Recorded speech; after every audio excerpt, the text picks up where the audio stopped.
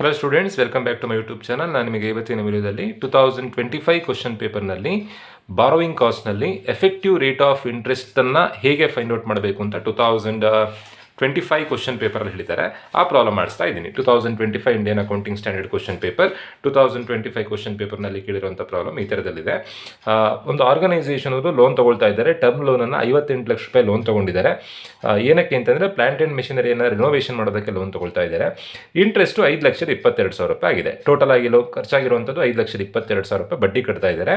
ಹಾಗಾದರೆ rate of interest ಎಷ್ಟು ಅಂತ ಫೈಂಡ್ ಔಟ್ ಮಾಡಬೇಕು. Simple calculation. ರೇಟ್ ಆಫ್ ಇಂಟ್ರೆಸ್ಟನ್ನು ಫೈಂಡ್ ಔಟ್ ಮಾಡೋದಕ್ಕೆ ಫಾರ್ಮುಲಾ ಬೇಕಾದರೂ ಅಪ್ಲೈ ಮಾಡ್ಬೋದು. ಫಾರ್ಮುಲಾ ಹೇಗೆ ಅಂತಂದರೆ interest divided by loan amount into 100. Interest divided by loan amount into 100. ಈ ಫಾರ್ಮುಲಾ ನೆನ್ಪಿಟ್ಕೊಳ್ಳೋ ಕಷ್ಟ ಅಂದರೆ ಇನ್ನೊಂದು ಮೆಥಡ್ ಇದೆ, ಅದು ಹೇಳಿರ್ತೀನಿ. ಇಂಟ್ರೆಸ್ಟ್ ಎಷ್ಟು ಕೊಟ್ಟಿದ್ದಾರೆ ಕ್ವಶನಲ್ಲಿ? 5,22,000 ರೂಪಾಯಿ ಇಂಟ್ರೆಸ್ಟ್ ಕೊಟ್ಟಿದ್ದಾರೆ.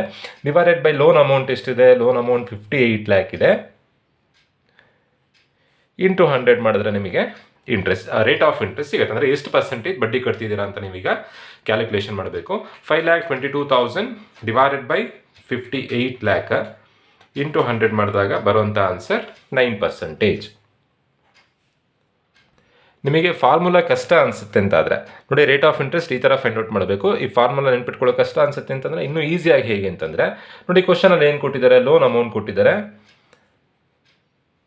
ದೆನ್ ಇಂಟ್ರೆಸ್ಟ್ ಅಮೌಂಟ್ ಕೊಟ್ಟಿದ್ದಾರೆ. ಇವೆರಡನ್ನು ನೆನ್ಪಿಟ್ಕೊಂಡ್ರೆ ಆಯ್ತು. ಅಂದರೆ ಇವೆರಡನ್ನು ಕ್ಯಾಲ್ಕುಲೇಷನ್ಗೆ ಕನ್ಸಿಡರ್ ಮಾಡಬೇಕು. ಎಷ್ಟು ನೆನ್ಪಿಟ್ಕೊಂಡ್ರೆ ಆಯಿತು?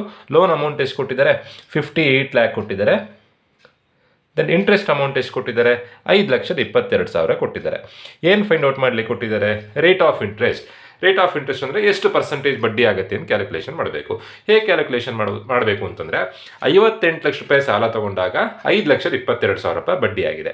ಹಾಗಾದರೆ 100 ರೂಪಾಯಿಗೆ ಎಷ್ಟಾಗುತ್ತೆ? ಏನಕ್ಕೆಂದರೆ ಪರ್ಸೆಂಟೇಜ್ ಕ್ಯಾಲ್ಕುಲೇಷನ್ ಅಂತಂದರೆ ಯಾವಾಗಲೂ ರೇಟ್ ಆಫ್ ಇಂಟ್ರೆಸ್ಟ್ ಅಂದರೆ ಪರ್ಸೆಂಟೇಜ್ ಕ್ಯಾಲ್ಕುಲೇಷನ್ ಮಾಡೋದು 100ಕ್ಕೆ.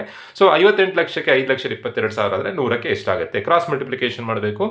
100 into 5,22,000 divided by 58 lakh. So formula ಇಲ್ಲದೇನೂ ಹೀಗೆ ಕ್ಯಾಲ್ಕುಲೇಷನ್ ಮಾಡ್ಬೋದು. ನಿಮಗೆ ಯಾವ್ದು ಈಸಿ ಆಗುತ್ತೋ ಅದು ಫಾಲೋ ಮಾಡಿ.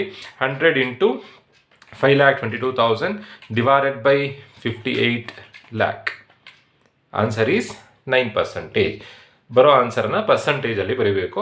ಸೊ ಯಾವ್ದು ಈಸಿ ಆಗುತ್ತೋ ಅದು ಫಾಲೋ ಮಾಡಿ. ಫಸ್ಟ್ ಒನ್ನು ಫಾರ್ಮುಲಾ ಅಪ್ಲೈ ಮಾಡ್ಕೊಂಡು ಮಾಡುವಂಥದ್ದು, ಸೆಕೆಂಡ್ ಒನ್ ಡೈರೆಕ್ಟಾಗಿ ಕ್ಯಾಲ್ಕುಲೇಷನ್ ಮಾಡುವಂಥದ್ದು. ರೇಟ್ ಆಫ್ ಇಂಟ್ರೆಸ್ಟ್ ಕ್ಯಾಲ್ಕುಲೇಷನ್ ಮಾಡಿ ಅಂತಂದಾಗ ನೀವು ಈ ಥರದಲ್ಲಿ ಕ್ಯಾಲ್ಕುಲೇಷನ್ ಮಾಡಬೇಕಾಗತ್ತೆ. ಹೋಪ್ ವಿಡಿಯೋ ಅರ್ಥ ಆಗಿದೆ ಅಂತ ಅಂದ್ಕೊಳ್ತಾ ವಿಡಿಯೋ ಮುಗಿಸ್ತಾ ಇದ್ದೀನಿ. Thank you.